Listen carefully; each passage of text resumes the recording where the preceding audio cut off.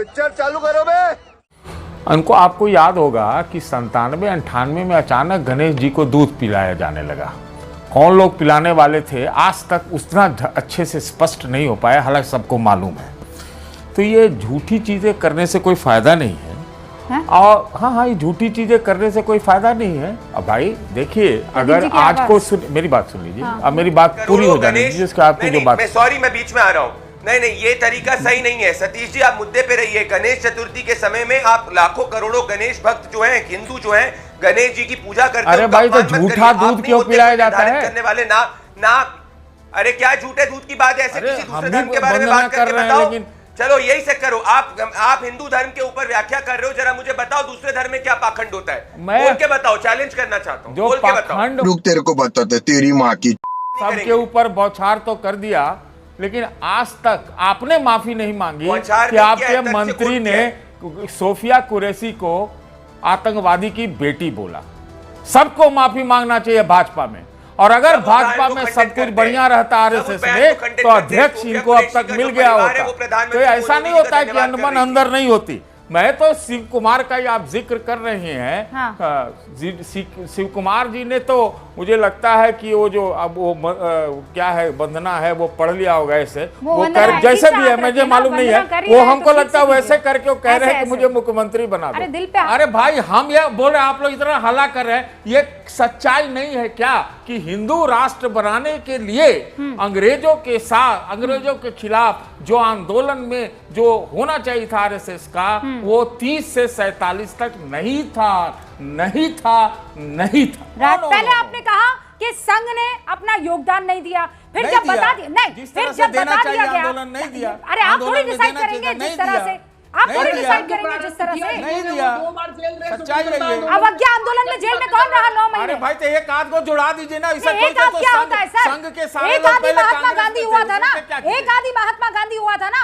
एक आध का क्या मतलब होता है सर? मैं कह रही हूँ 9 महीने कौन रहा था? वीर सावरकर को आप लोग माफी सावरकर कह देते हैं।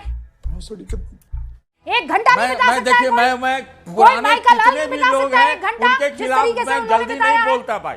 सबका अपना एक तरह से अपना योगदान रहता है। मैं किसी भी इतिहास पुरुष को कभी भी उनके खिलाफ बोले जाने का समर्थन नहीं करता।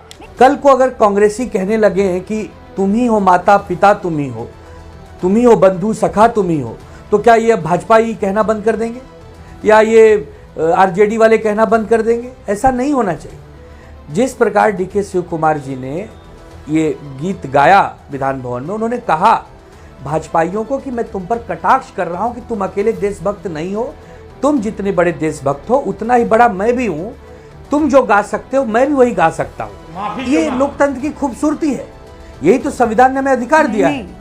अब अगर इस पर पूरी बहस हो जाए, बहस इस पर नहीं है, तो इस पर क्या कहूं मैं वही नहीं समझ पा। नहीं आनंद दुबे जी, बहस इस पर नहीं है। आपको पता है ना, डीके शिव कुमार को आई एम सॉरी बोलना पड़ा, माफी मांगनी पड़ी। ये डेमोक्रेसी अब कहां गई? तो वो मतलब आप सोचिए, राज्य के उप मुख्यमंत्री को 2 चेहरों के आगे झुककर माफी मांगनी पड़ी कि आपके हृदय को मैंने कष्ट पहुंचा दिया। नमस्ते सदा वत्सले मातृभूमि बोलकर। मालूम है तेरे बाप को मत सिखा, चल। जिसके लिए उनको माफी मांगनी पड़ी, उनकी सोच बहुत छोटी होगी। छोटी मानसिकता का कोई नेता होगा। कौन है वो? जिसका हृदय बड़ा है, वो सभी को अपने देश में सम्मान देगा। यह देश हम सभी का है। तो आप बताइए ना, कौन है वो छोटी मानसिकता वाला? सभी प्रेम से रह। अरे तो जिसने उनपे दबाव डाला होगा माफी मांगने के लिए, किसने दबाव डाला? वही हो सकता है ना। हम तो सिर्फ ये कह रहे हैं भारत जोड़ो यात्रा पर राहुल गांधी के तहत इस गीत को गाया, बम तो फोड़ ही दिया। पहले आप गाओ और उसके बाद जो है माफी मांगो।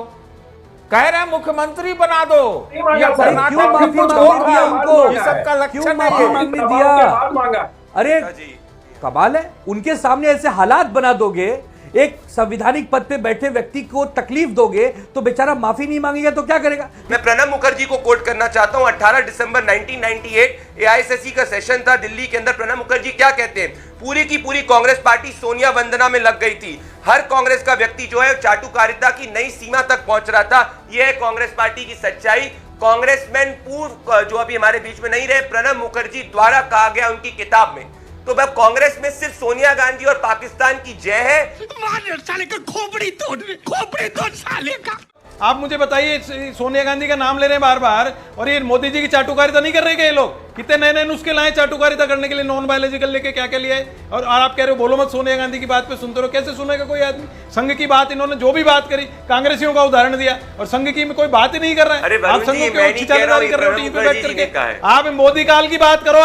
आप गांधी परिवार जो शहीद हुआ उसके लिए अंशेड बोलोगे तो आपको सुनना पड़ेगा, आपको भी सुनना पड़ेगा। अगर शहीद हो के बताओ, आप शहीद जिसने खून दिया आजादी के बाद, एक बताओ भाजपा का नेता आप जिसने खून दिया आजादी के बाद देश के लिए, बता नहीं सकते हो, और अंशेड बोलते हो किसी परिवार के लिए। कवाली बेइज्जती। आप अपनी थ्योरी बताओ कि हमने ये किया, आतंकवाद को जस्टिफाई कर रहे हैं क्या? ये आरोप पहुंचा दिया, हमने नोटबंदी करके आरोप पहुंचा दिया, हमने कोरोना में लगा दिए, पता नहीं कौन से टीके। ये लड़ाई झगड़े ना पसंद नहीं आते। मैं फिर कह रही हूँ, तर्क स्ट्रॉन्ग दीजिए। वरुण जी, आप जो चिढ़ रहे हैं ना कि सोनिया गांधी जी के बारे में, यहाँ बैठी मैं एक महिला हूँ, अगर कोई शख्स किसी महिला के बारे में कुछ उटपटांग बोलेगा तो यहाँ बैठी मैं हूँ, मैं गारंटी लेकर कह रही हूँ किसी को बोलने नहीं दूंगी, किसी को बोलने नहीं दूंगी, किसी के बारे में अपशब्द बोलने नहीं दूंगी, और ना कभी दिया है मैंने। प्रदीप भंडारी ने ऐसी कोई बात नहीं बोली है जिस पर आपको ऑब्जेक्शन हो। अपनी बात रखिए। स्वामी जी को, सतपाल मलिक जी को, सबको कोट कर दो मोदी जी के लिए। देखिए, अगर आपको लगता गांधी है परिवार के लिए कुछ भी बोलना, अरे कोई नहीं बोला है, मैं क्या बोलने दूंगी? यहाँ पर किताबों में जो लिखा है उसे कोट किया जा रहा है। मैं जब संघ की बात करती हूँ सर, तो आप डायरेक्ट कूद कर मोदी के पास चले जाते हैं। फिर जब मैं मोदी का जिक्र करूंगी तो आप फौरन कूद कर जो है वो सोनिया गांधी, राहुल पर चले जाए। Stick to the point. मैं आपसे कह रही हूँ, संघ से मोदी जी ने क्या किया देश के लिए बात करते हैं। अरे भाई, संघ के उस वंदना पर माफी किसको मांगनी पड़ी? डीके शिव कुमार कौन? अभी बता है भाई, अभी बता है। डीके शिव कुमार ने रेफरेंस दिया है और माफी नहीं, अपोलॉजी। आप मुझे कहोगे किसी को यहाँ पैनल में ठेस पहुंची तो मैं माफी मांग लूंगा। ये तो हमारी पार्टी का फुटबॉल सिस्टम है। मिलिशिया फॉर्मेट थोड़ी है, मिलिशिया फॉर्मेट नहीं है। किसी को भी ठेस पहुंचाते हैं, वरुण जी आप किसी को भी अगर मेरे शब्दों से ठेस पहुंचते हैं, वरुण जी आप वकील हैं और जाने माने वकील हैं, ठीक है। जो भी हमारी भारतीय संस्कृति है, रूबिका जी, उसमें किसी को भी मान लीजिए, अभी प्रदीप भंडारी जी को कोई दुख हुआ, मैं बीच में बोल गया तो मैं भी फट से माफी मांग लूंगा। 11 साल में जो मोदीवाद एक non biological political phenomena develop हुआ है, उससे मैंने कई बार कहा, मैंने देखा होगा, मैंने कई बार कहा, संघ की छिछालेदारी की जा रही है। और छिछालेदारी भारतीय जनता पार्टी जो कॉस्मोपॉलिटन हो चुकी, प्योरिटी तो बची नहीं अटल जी अडवाणी जी के युग में थी, जब तो बड़ी इज्जत थी, संघ की समाज के अंदर इज्जत भी थी, आज भी इज्जत है। लेकिन क्यों ये छिछालेदारी हो रही है? इसलिए मैंने मोदीवाद की संज्ञा दी, क्योंकि आज की जो मोदी सेंट्रिक भारतीय जनता पार्टी है वो इस प्रकार की कार्यवाहियां कर रही है कि लोगों को उससे मानसिक और आर्थिक और सब तरह से उत्पीड़न हो रहा है। और कुछ दिनों पहले आप ही लोग थे जो कह रहे थे संघ और मोदी में जरूर कुछ अनबन है, चल नहीं रही, पट नहीं रही, मान नहीं रहे, संघ काम नहीं कर रहा है, बीजेपी अलग हो गई है, और आज आप कह रहे हैं मोदीकरण हो गया है। हम तो आज भी संघ की जो है वो रिस्पेक्ट करते हैं।